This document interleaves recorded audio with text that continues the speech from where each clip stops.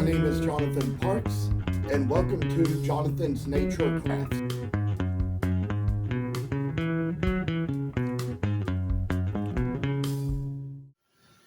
As for this moment, I would like to introduce you all to a new hobby that I have picked up. It just so happened that maybe in some of my lives somewhere or in some other places I might have talked about this, but I have kind of taken some of the animal hides that I have purchased off of Etsy and decided to kind of make them into new leather creations. Now, what you may have known in the past was that I had those stuffed animals that were made from pelts that were kind of like the whole animal just kind of stuffed up to make a pillow, and you've probably even seen in some of my little shorts and in some of my posts some of the taxidermies that I've made from little mounting materials. But one thing I'd like to introduce to you now is the fact that I have picked up a new type of hobby with the little kudu fur.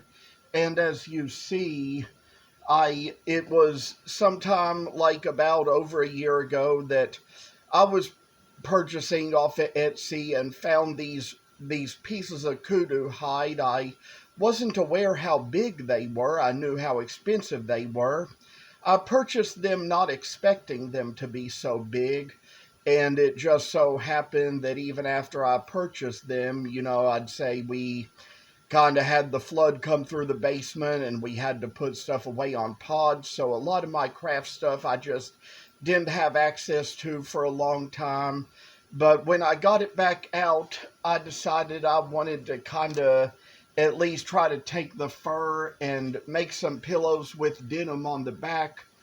I did go online and kind of on Amazon, I sort of found these little leather sewing needles and also some leather sewing thread, which I'd say I probably don't have it right here within reach, but it kind of happened that, well, here it is now.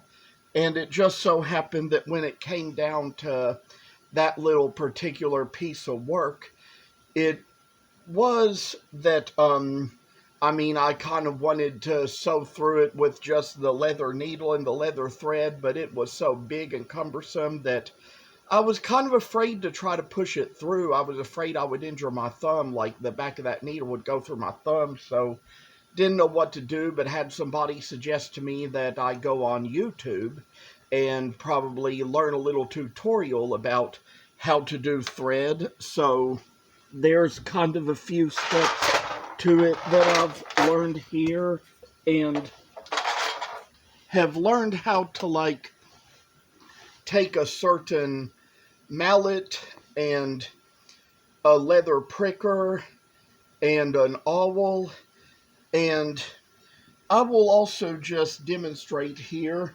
something that I've already done when I kind of made these little hearts here, and the pricking has already been done on these.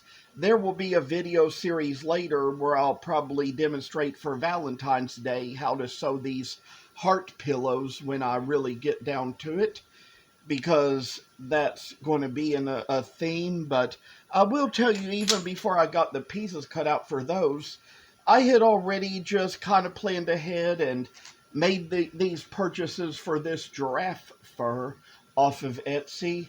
And it kind of happened that here in my own hometown, there is a peddler's mall where one of the vendors sells a lot of leather. He has a lot of cow leather, goat leather, deer leather, sheep, things like that are on his little section of the market. And it just so happened that after watching a video and learning that it was actually better to kind of put leather on the back of things rather than denim, it just so happened that even though to begin with I kind of pricked the leather around this thing and decided to sew it from inside out and then turn it right side out and stuff it and kind of do the little leather string along the bottom here to kind of sew it closed. But I will say that I decided that since I wanted some cheaper leather to go on the backs of these pillows made of furs, I decided for these giraffe ones,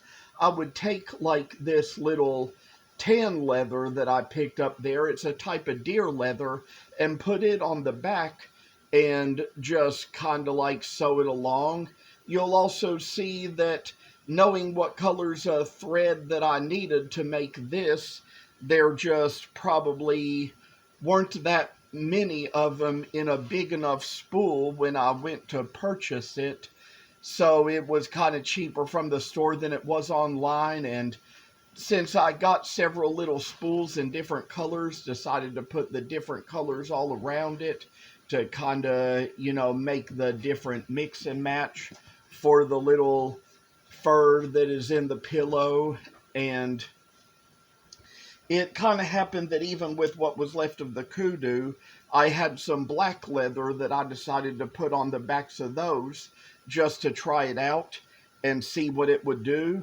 So that is kind of what I wanted to show for today. And hopefully when we can get around to it, I will start demonstrating some ways that we will punch holes into this leather all around it and sew around it to make the heart-shaped kudu pillow. Thank you so much. Thank you for watching, and please subscribe to this channel. I hope you enjoyed the video, and I'll see you in the next one.